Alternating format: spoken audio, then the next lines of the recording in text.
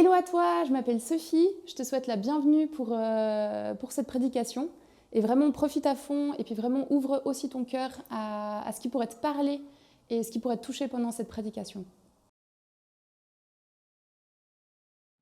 Merci beaucoup Jonas. Bonjour à tout le monde. Donc comme dit, moi c'est Cindy.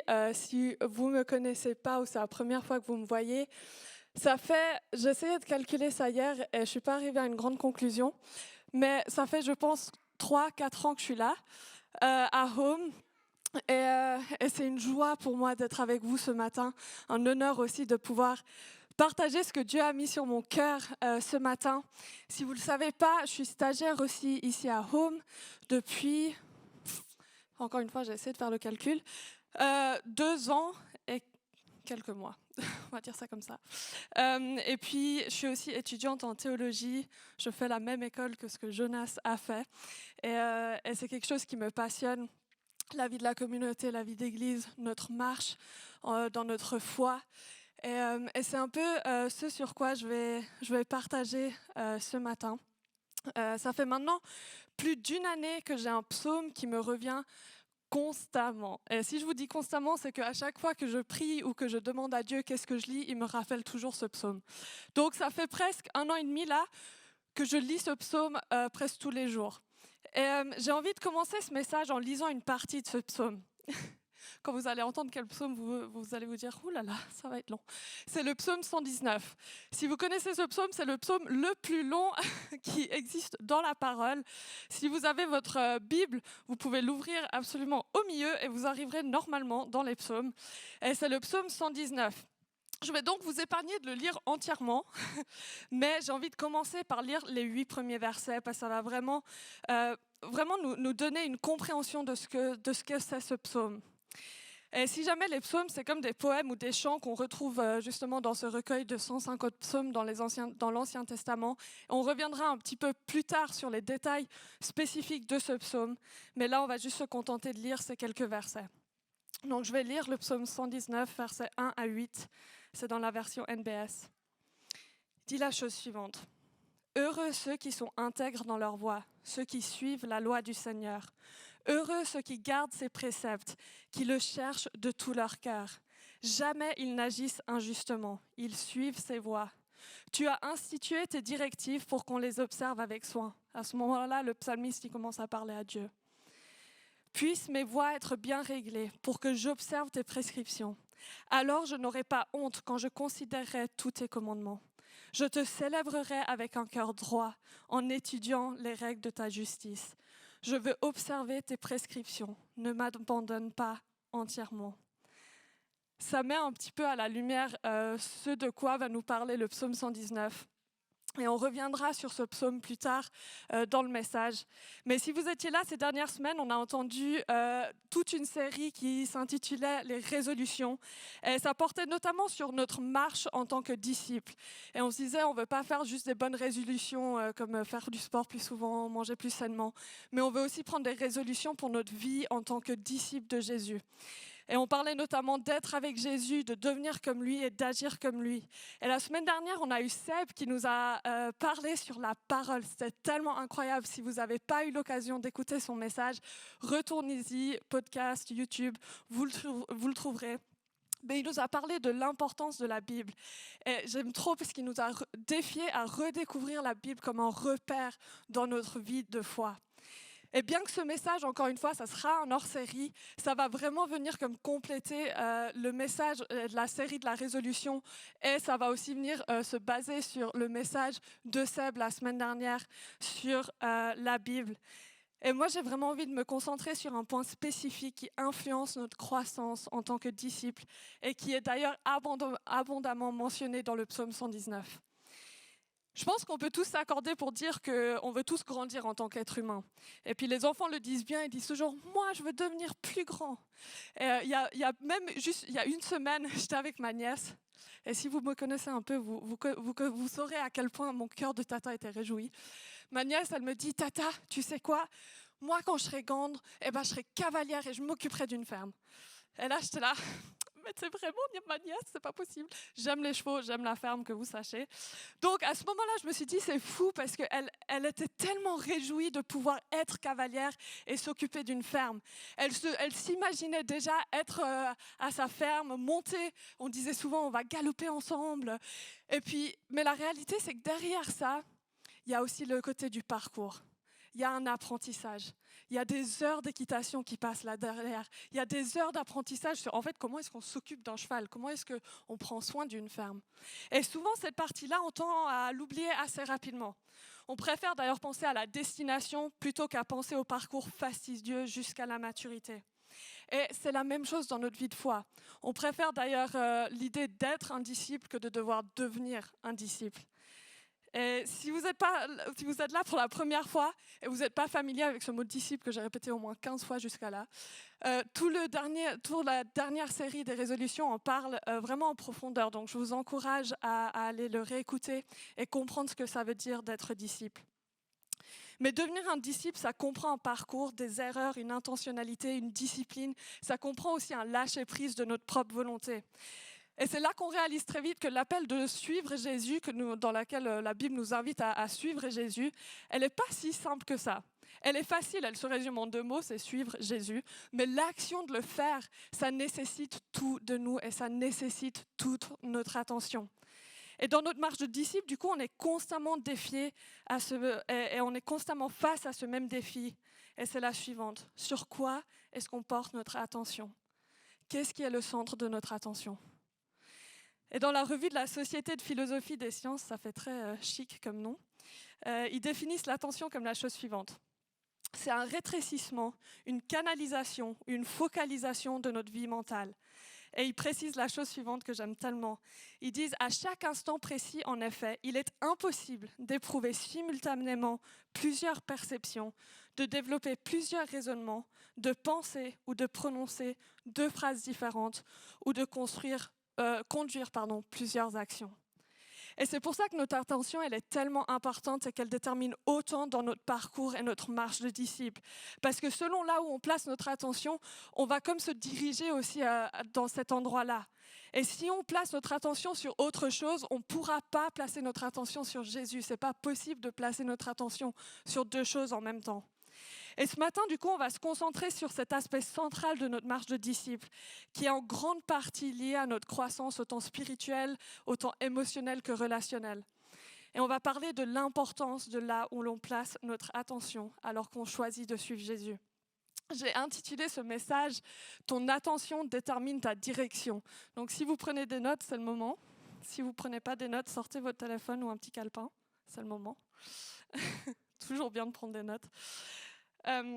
Mais mon premier point, il s'intitule « Suivre quelqu'un requiert ton attention ». Et alors qu'on va parler de suivre Jésus et puis de la question de l'attention dans notre marche avec Jésus, j'ai envie de nous rendre attentifs à ce que l'appel de Jésus implique pour nous dans nos vies. Et pour ça, on va aller dans l'évangile de Matthieu, parce qu'il nous a raconté la façon dont Jésus a appelé Matthieu à le suivre. C'est Matthieu 9 au verset 9. Il dit la chose suivante. De là, étant allé plus loin, Jésus vit un homme assis au lieu des péages et qui s'appelait Matthieu. Il lui dit « Suis-moi ». Cet homme se leva et le suivit.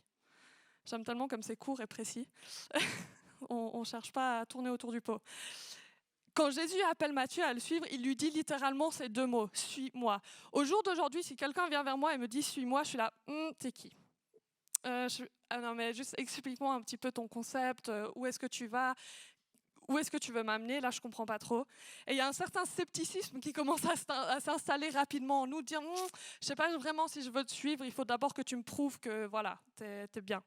Mais la réalité, c'est que Matthieu, à ce moment-là, il a placé son attention sur Jésus.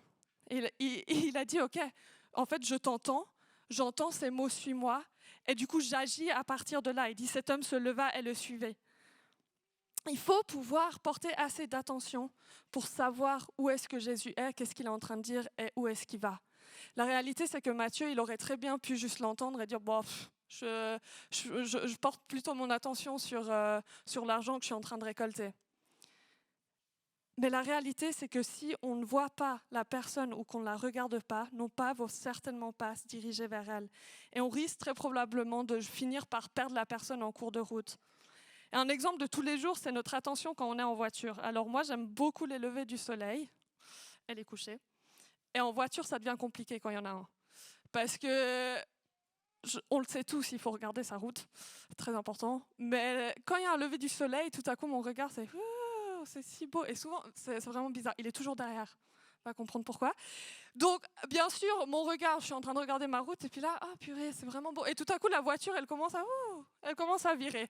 Là, je me dis, bon, c'est l'attention, faut que je garde mon attention au bon endroit. Mais c'est un exemple de tous les jours où on réalise qu'en fait, là où on va placer notre attention, ça va diriger et ça va aussi déterminer notre direction. Et la voiture, c'en est un exemple qui est simple, mais qui est tellement réel aussi dans notre vie de foi. Et il faut qu'on comprenne que quand Jésus dit « Suis-moi » à Matthieu, il est en train de l'inviter à déplacer son regard. Il est en train de lui dire « Lâche tout, reste proche de moi et place toute ton attention sur moi ». C'est un changement radical de là où Matthieu va placer son attention pour le reste de sa vie. Ce n'est pas juste une fois. Une fois, il était collecteur d'impôts et Matthieu devient maintenant disciple de Jésus et il apprend à placer son attention sur son maître, qui est Jésus, avec comme but de devenir comme lui. Et c'est une question du coup qu'on se pose aussi nous dans notre vie individuelle. Est-ce que mon attention est placée sur Jésus ? Et est-ce qu'on est en train de placer notre attention sur sa personne, sur ses actions, sur ses mots ? Si vous voulez voir un petit peu comment les disciples suivaient Jésus, vous pouvez aller lire dans les évangiles. Il y en a 4, donc vous pouvez choisir. Mais vous pouvez aller voir à quoi ça ressemble de suivre Jésus. Où est-ce que je dois placer mon attention ? Et une question pour nous, c'est est-ce qu'on sait où Dieu est là aujourd'hui avec nous et où il va ? Est-ce qu'on sait où est-ce qu'il nous amène ? Et quand on répond à ces questions avec honnêteté, elles viennent souvent un peu nous chercher parce qu'on réalise que très rapidement, on est distrait dans notre marche avec Dieu.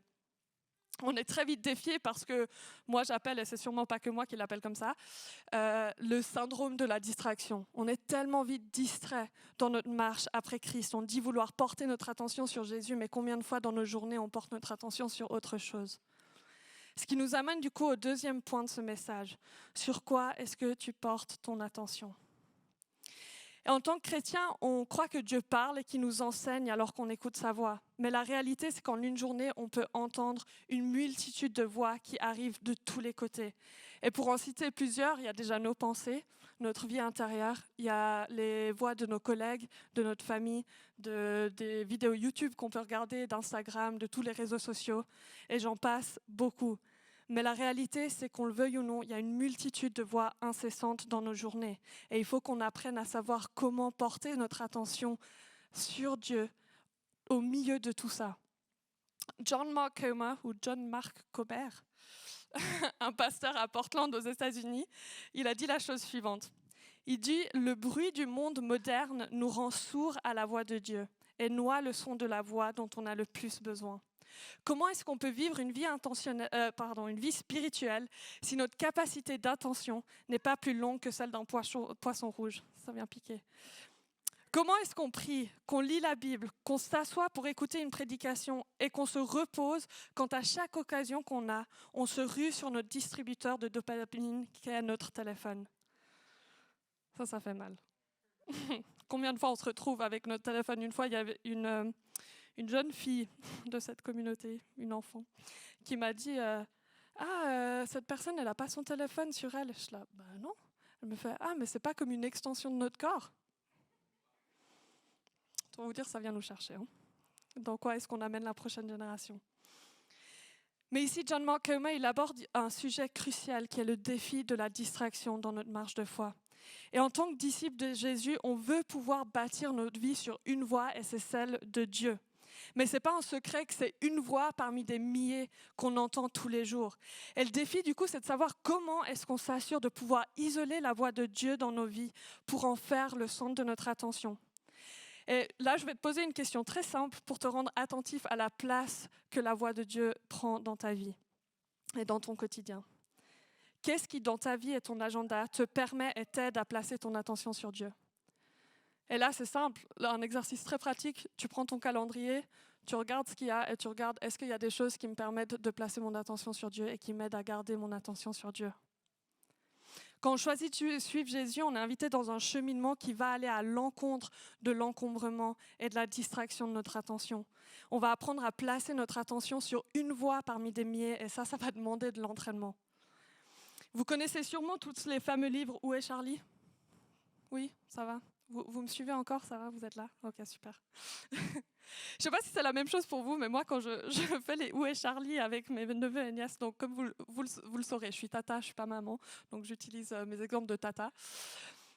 Il y a une réalité où des fois, je me dis « Mais c'est pas possible, c'est une feinte. Cette page, il n'y a pas de Charlie. Il n'y en a vraiment pas, c'est pas possible. » Et puis, je passe avec une de mes nièces qui est très, très patiente et rigoureuse là-dedans. Elle peut y passer 20 minutes. Alors moi, à un moment, je perds patience. Et je me dis, non mais on va passer à la page suivante, c'est pas grave.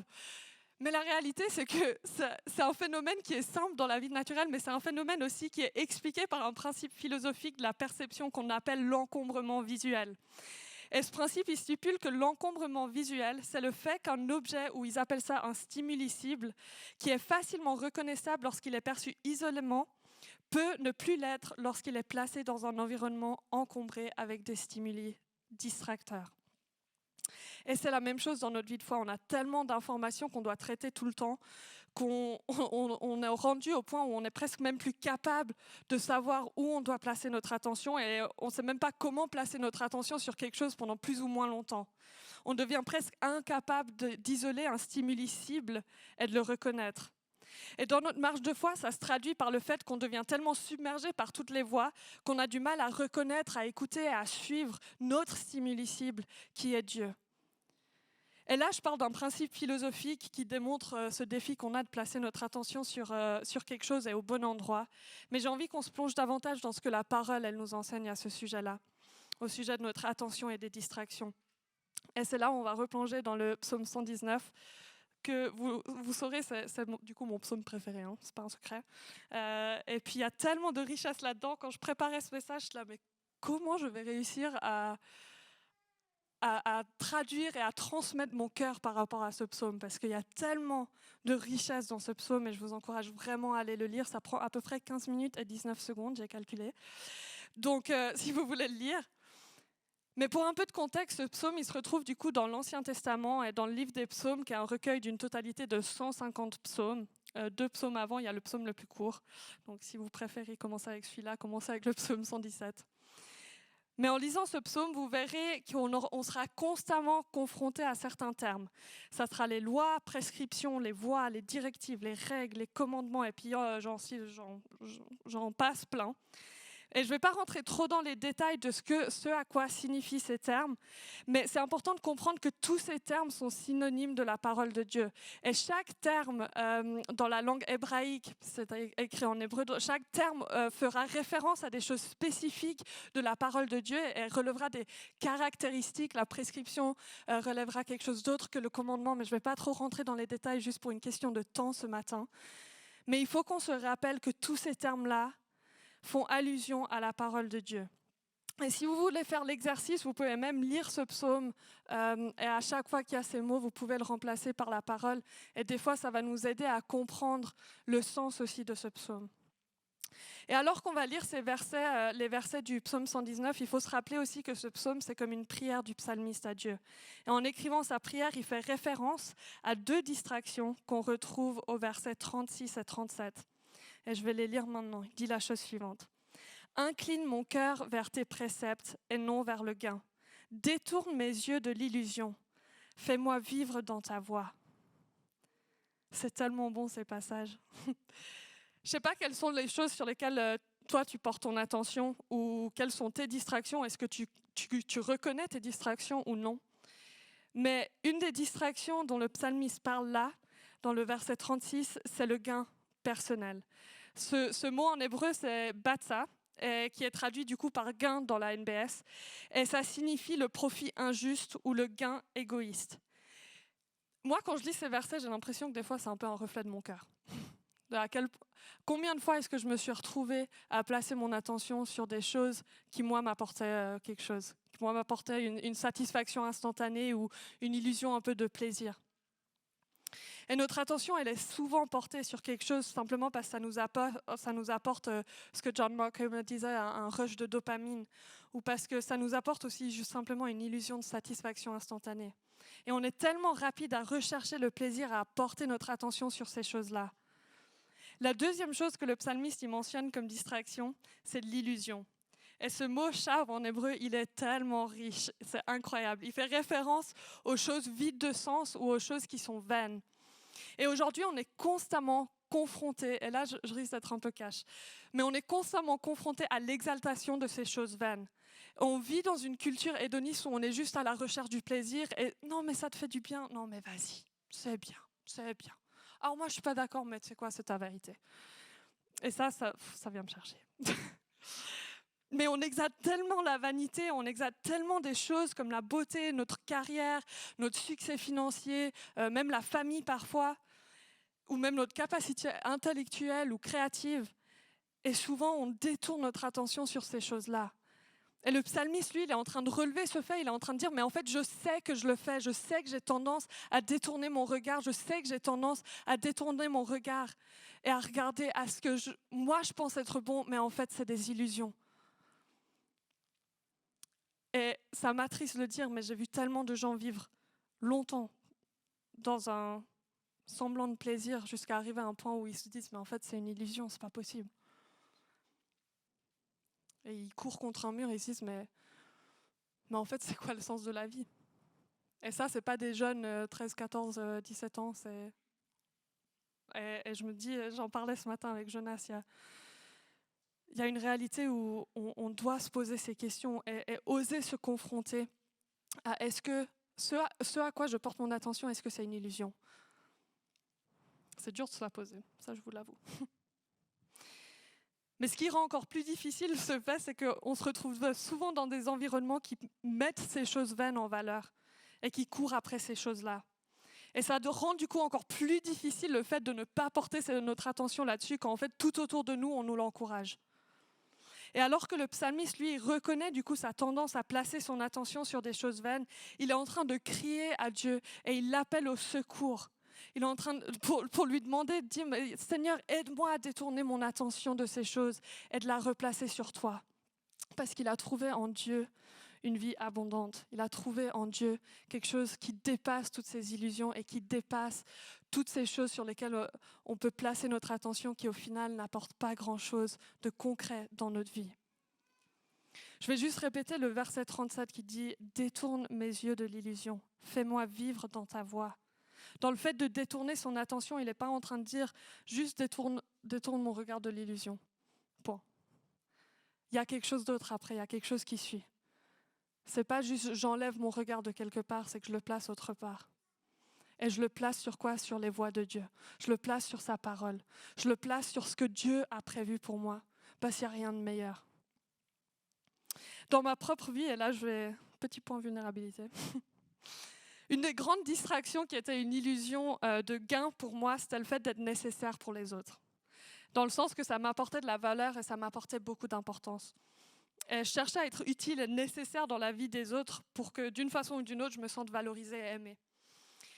Pour faire une longue histoire très très courte, et si vous voulez savoir plus, vous pourrez me demander à la fin, je voulais tellement m'occuper des autres que c'était devenu en fait des idoles dans ma vie. Je plaçais les autres souvent devant Dieu, et même avant sa parole. Et je plaçais les paroles des autres avant celles de Dieu. Et puis je pense que là, on peut tous, si on est honnête avec soi-même, dire « c'est vrai moi aussi ». Il y a des moments où c'est le cas, et on doit apprendre à placer la parole de Dieu avant. Mais je plaçais tellement mon attention sur les gens, et mon centre d'attention, c'était vraiment placé sur les gens autour de moi, au lieu d'être placé sur Dieu. Et un jour, quand j'avais, il me semble, 15 ans, à peu près 14-15 ans, Dieu m'a arrêté littéralement en pleine course et il m'a dit la chose suivante. Il m'a dit, en essayant d'être Dieu pour les autres, tu ne me permets ni d'être ton Dieu, ni de t'utiliser pour amener d'autres à moi. Laisse-moi être ton Dieu et je te montrerai ce que je peux accomplir en toi et à travers toi. Alors quand Dieu vous dit ça, autant vous dire ça vient chercher, ça vient piquer et puis la plupart du temps il y a quelques larmes qui coulent parce que je réalisais pas en fait que je voulais être Dieu pour les autres. Et Dieu me l'a montré, Dieu me l'a révélé. Mais bien que ces mots étaient difficiles à entendre à ce moment-là, ils ont radicalement changé ma trajectoire. Et ils ont redirigé de manière drastique mon attention. Dans ces mots, il y avait une invitation de la part de Dieu de dire, mais en fait, ne te concentre plus sur les gens, ne prends plus cette identité des gens, place-le sur moi et laisse-moi être source de ton identité. Je peux vous dire, c'est beaucoup plus stable avec Dieu. Ça change beaucoup. Mais je ne vais pas vous le cacher, aujourd'hui encore, Dieu, il vient me chercher, il vient me challenger et me défier de continuellement garder mon attention sur lui, de continuellement faire de lui le centre de mon attention. Et je peux vous dire, je crois à peu près chaque jour, je dois le faire. Chaque jour, je dois replacer mon attention sur Dieu. Et ce n'est pas une question de juste une fois, il va nous inviter à replacer notre attention sur lui. Mais il va le faire constamment. Et vous verrez, il reviendra toujours avec la même question. Et ce n'est pas qu'on a mal compris, c'est qu'en fait, on doit continuellement avoir cette attitude de cœur de dire, Seigneur, je veux replacer mon attention sur toi. Je veux replacer mon attention sur toi. Et peut-être que ces exemples de distraction qu'on a vus ensemble résonnent dans ton cœur, ou peut-être que justement cette petite partie de mon histoire te fait penser à quelques distractions ou quelques endroits où toi, tu as tendance à placer ton attention. Et peut-être que tu penses même à d'autres distractions qui sont présentes dans ta vie, mais quoi qu'il en soit, c'est une réalité tellement présente dans notre société aujourd'hui, la distraction. Et en tant que chrétien, on est appelé à combattre ça. Dans notre marche de foi, on doit apprendre encore et encore à vivre selon notre stimuli cible qui est Dieu. Donc arrivé à ce stade, vous vous dites, ok, du coup, comment on garde son attention sur Dieu? C'est bien beau. Et la beauté de cette question, c'est que la parole y répond. Donc, on va retourner à la parole. Et j'aimerais finir ce message en partageant 2 clés pratiques qu'on retrouve du coup dans le psaume 119 à nouveau pour nous exercer à garder notre attention sur Dieu. Encore une fois, ce n'est pas quelque chose qui se fait naturellement de dire « Seigneur, je veux placer mon attention sur toi » et bim, c'est fait pour le reste de ma vie. Je ne vois qu'une seule chose.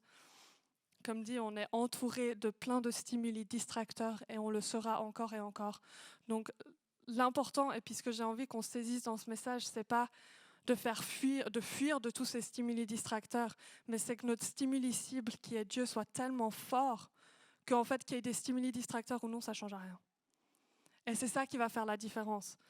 Et j'ai entendu beaucoup de gens des fois prier, dire « Non mais Seigneur, enlève ça de moi, enlève ça de moi ». Et je suis là, en fait, changeons de prière.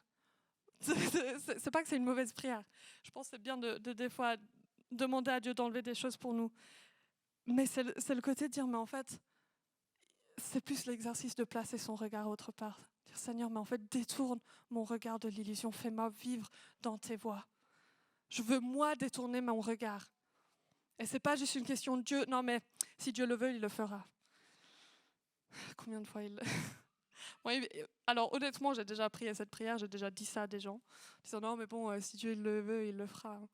Mais la réalité, c'est qu'on n'est pas du tout acteur là-dedans. Et on enlève toute notre responsabilité, on la place toute sur Dieu. Et Dieu, il est là, mais en fait, j'attends que toi, tu cries à moi. Que tu puisses détourner ton regard et que moi, je vienne t'aider là-dedans et que je te révèle ces voies dont parle le psalmiste. Donc j'aimerais finir du coup avec ces 2 pratiques. Et mon cœur en vous partageant ces pratiques, c'est qu'on puisse développer une capacité à fixer notre attention sur Dieu et devenir fasciné par lui. Il y a quelqu'un qui est un homme de foi qui a vécu, je pense, 20 ans dans la prière intense. Et son cœur, c'est qu'on soit fasciné par la beauté de Dieu. Et moi, ça vient toujours me chercher. Je suis là, est-ce que je vois une génération et des générations qui se lèvent, qui sont tellement fascinées par Dieu, qui regardent qu'à lui. Et que tu peux leur présenter quoi que ce soit à cette génération, ils sont là, c'est super, mais moi je suis fascinée par Dieu. Et moi, c'est mon cœur ce matin, c'est qu'on puisse être tellement fasciné par Dieu qu'en fait, placer son attention sur lui, c'est quelque chose de naturel. Mais au début, ça va être une discipline, ça va devenir une habitude et ça va devenir une passion.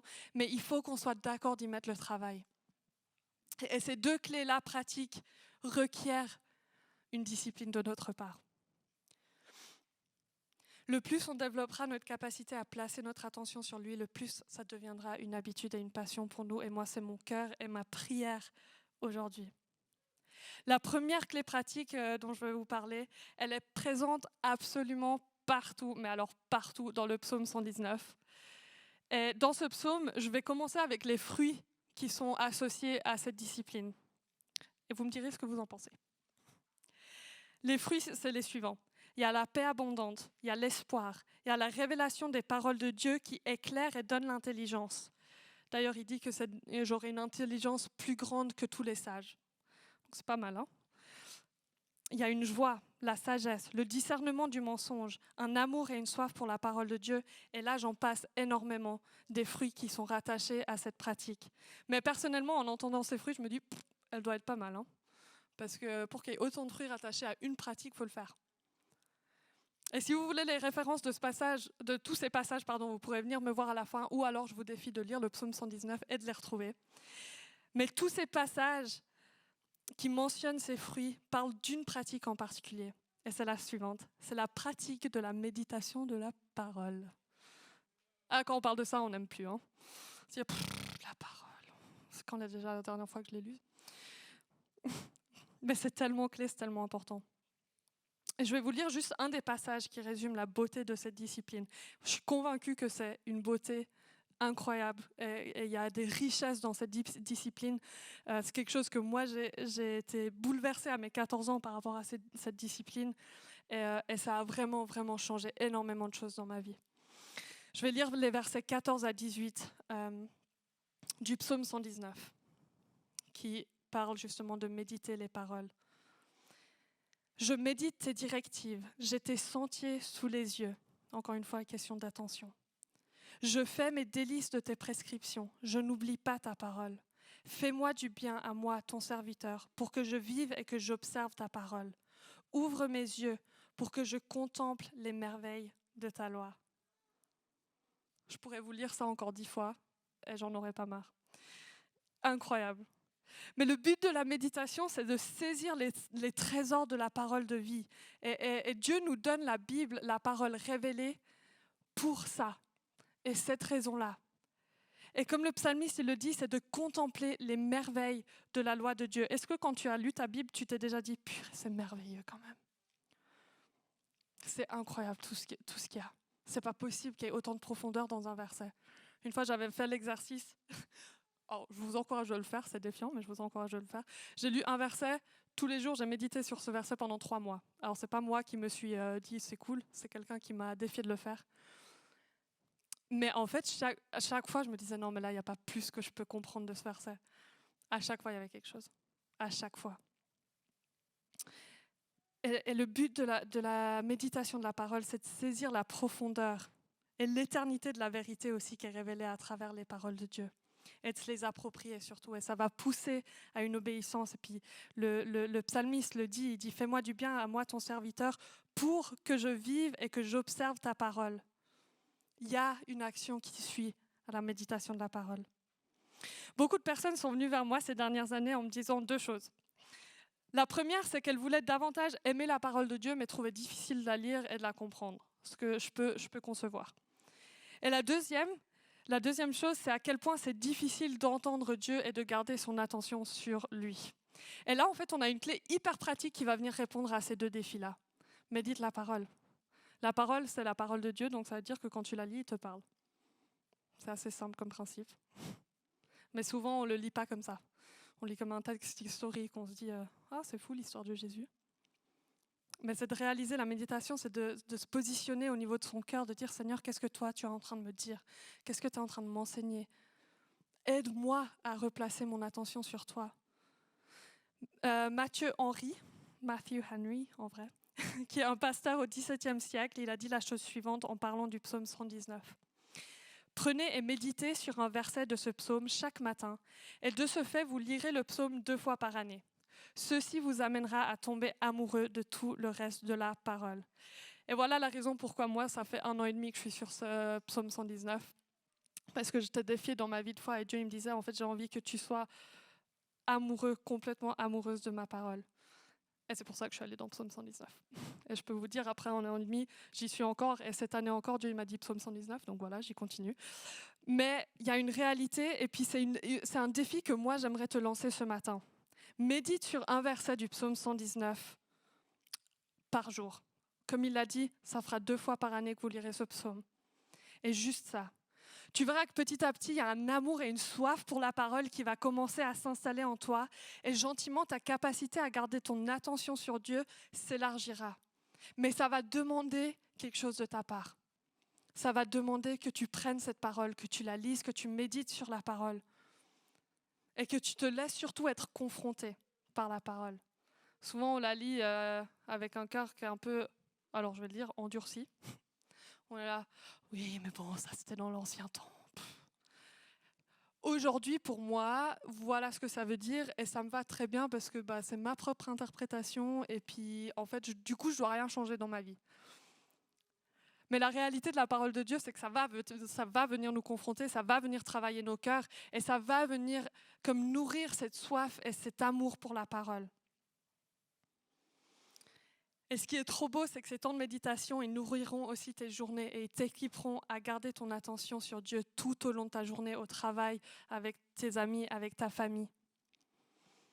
Donc si tu ne me crois pas et que tu te dis c'est facile quand même, lire le psaume 119, un verset par jour, méditez dessus, je vous encourage à le faire. Faites le test, essayez-le et vous me redirez l'année prochaine ce qu'il en est venu. On arrive gentiment à la fin, mais j'aimerais conclure quand même en soulevant le fait que la discipline de la méditation, de la parole, elle est intimement liée à une autre discipline qui est ta vie de prière. J'ai l'impression que je dis vraiment des mots tendance aujourd'hui, méditation de la parole, prière, tout ce qu'on aime. Mais en réalité, la méditation de la parole, elle va produire une vie de prière. Et c'est la deuxième clé pratique que j'aimerais vous partager. Et il y en a tellement plus, mais je vous laisserai vous lire le psaume 119 pour aussi les découvrir. Et je vous encourage peut-être aussi de le faire avec quelqu'un. J'invite du coup juste l'équipe louange à me rejoindre sur scène alors que je conclue avec cette dernière discipline. La discipline de la prière. On a lu juste avant les versets 14 à 18 et 36 et 37 de ce psaume. Et je vais juste les répéter pour qu'on puisse saisir qu'est-ce qui est en train de se passer en fait quand le psalmiste écrit ces versets. Je pourrais vous lire tout le psaume, mais bon, ce sera un peu long. Donc les versets 14 à 18. « Je médite tes directives, j'ai tes sentiers sous les yeux. Je fais de mes délices tes prescriptions, je n'oublie pas ta parole. Fais-moi du bien à moi ton serviteur, pour que je vive et que j'observe ta parole. Ouvre mes yeux pour que je contemple les merveilles de ta loi. » 36 à 37. « Incline mon cœur vers tes préceptes et non vers le gain. Détourne mes yeux de l'illusion. Fais-moi vivre dans ta voie. » Parfois, on peut juste lire ces psaumes un peu comme un texte poétique et on se dit « c'est joli ». Mais la réalité, c'est que ce psaume, c'est une prière qui vient du cœur du psalmiste. Le psalmiste, il s'adresse directement à Dieu, presque dans l'entièreté de ce psaume, avec une authenticité, une honnêteté, une vulnérabilité qui est tellement inspirante. Et je ne veux pas trop tarder sur cette pratique de la prière, mais je vais te laisser par contre avec un défi. Deuxième défi du coup. Fais des prières de ce psaume les tiennes. Que tu puisses les approprier, que tu puisses créer un rythme de prière dans ta vie. Dans le psaume 119, le psalmiste parle à plusieurs reprises de son rythme de vie de prière qui est d'ailleurs assez conséquent. Et il est très répétitif. Il parle de prier 7 fois par jour dans le verset 164. Et au verset 62, il dit qu'il se lève à minuit pour célébrer Dieu. Il se lève à minuit pour encore une fois prier. D'ailleurs, dans les monastères orthodoxes, le psaume 119, il est quotidiennement lu à l'office de minuit, basé sur ce verset-là. Et si tu es là depuis un moment à Home, ce n'est pas la première fois que tu vas entendre quelqu'un dire ça. Mais je t'encourage vivement à instaurer un rythme de prière dans ta vie. Commence même juste avec 10 minutes au réveil et 10 minutes le soir. Et tu verras quelle différence ça fera dans ta vie. Et comment ça va t'aider à placer ton attention sur la bonne chose. Et si tu ne sais pas quoi prier, prie le psaume 119. Il y a des prières incroyables qu'on vient de lire. Prends quelques versets et développe ton langage de prière à partir des psaumes. Et petit à petit, tu verras que ta vie de prière, elle va se développer, elle va devenir tellement riche et profonde. Et tu arriveras d'ailleurs, tu auras de la peine à te détacher des psaumes. J'arrive à la fin de mon message, mais j'aimerais qu'on prenne quelques minutes pour faire un point avec Dieu. Mon but, c'est pas juste vous partager de bonnes idées et vous partager mon enthousiasme pour la parole et pour le psaume 119. Mais mon cœur, c'est qu'après ce matin, on parte en ayant replacé déjà de 1 notre attention sur Dieu. et qu'on puisse se mettre en action et mettre les choses en pratique, mettre en pratique toutes ces disciplines de vie dont on a parlé juste avant. Et peut-être que tu es là ce matin et tu n'as jamais placé ton attention sur Dieu. Tu ne sais même pas s'il existe pour pouvoir lui placer son attention sur lui. Et je veux t'encourager et te défier à dire, mais en fait, et deux choses. Et si Dieu existait, est-ce que tu placerais ton attention sur lui? Deuxième question, sur quoi est-ce que tu places ton attention aujourd'hui et pourquoi? Ça va révéler beaucoup de choses et faites l'exercice d'être honnête avec vous-même. Peut-être que tu es là et tu dis, purée, en fait, je fais partie de ces gens qui ont un syndrome de distraction. Je fais partie de ces gens où en fait, je dis vouloir une chose, mais la réalité, c'est que la plupart de ma vie, j'ai mon attention autre part. Je vous encourage à prendre ce temps avec Dieu. Et la bonne nouvelle là-dedans, c'est que lui, il vous attend avec des bras grands ouverts. Il se réjouit quand il voit ses enfants retourner son attention sur lui et replacer son attention sur lui. Jamais il viendra en vous condamnant en disant « ça fait quand même 53 jours et 2 heures ». Mais il est tellement réjoui de voir un cœur qui se retourne à lui. Et peut-être que vous êtes là ce matin et vous vous dites « ah mais oui, j'ai tellement soif pour ça ». J'ai soif de comprendre la parole, j'ai soif de connaître plus de Dieu, j'ai soif de garder encore plus mon attention sur lui. Trop bien si c'est ton cas. Mais c'est quoi la beauté de ça, c'est que la parole, elle est éternelle, Dieu est éternel, et il y aura toujours quelque chose d'avantage à découvrir de lui. Et il y a toujours un endroit dans notre vie où on pourra replacer notre attention sur lui. Donc je veux juste vous laisser quelques minutes avec ces deux questions-là. La première, c'est sur quoi est-ce que tu veux placer ton attention? Peut-être c'est pas du tout ce sur quoi tu es en train de la placer. Et ça va redemander une redirection de l'attention. Et la deuxième chose, c'est qu'est-ce que tu vas changer cette semaine pour garder ton attention sur Dieu? Peut-être ça sera d'agender des moments de prière ou de méditation. Peut-être ça sera simplement de reprendre ta Bible et de les lire avec quelqu'un. Peut-être ça sera demander de prier avec quelqu'un. Mais je vais vous laisser juste quelques minutes avec ces questions. Sur quoi est-ce que tu veux porter ton attention? Et qu'est-ce que tu vas changer cette semaine pour t'exercer à garder ton attention sur Dieu?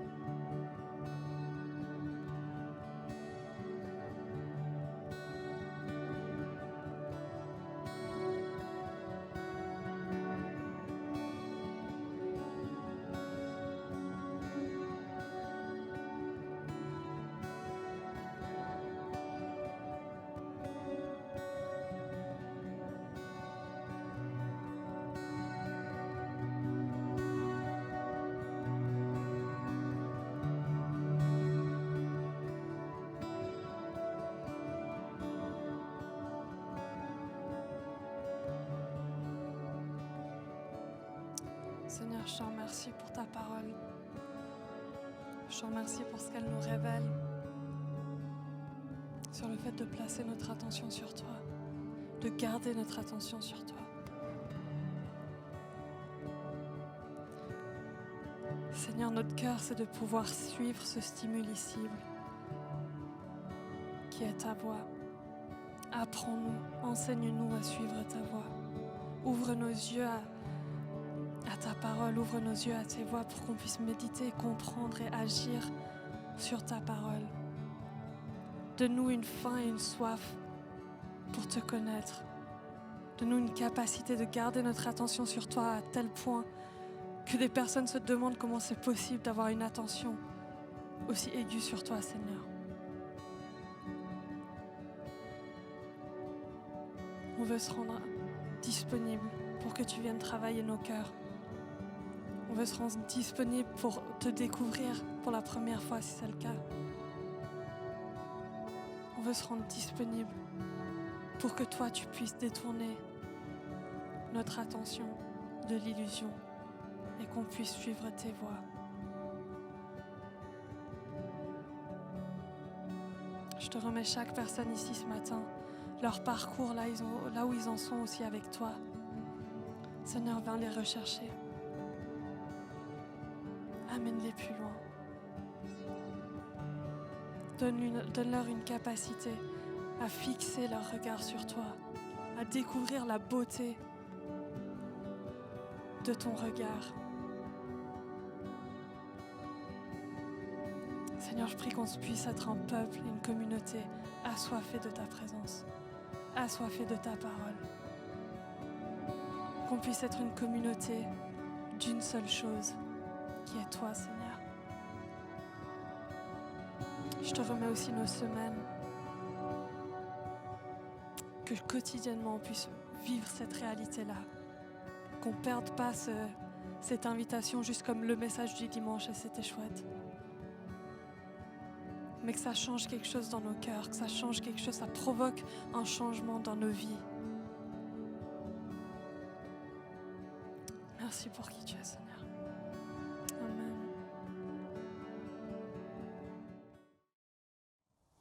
J'espère que tu as bien pu vivre ce moment de prédication. Et pour plus d'informations et pour nous suivre, suis-nous sur les réseaux sociaux ou sur le site internet églisehome.com.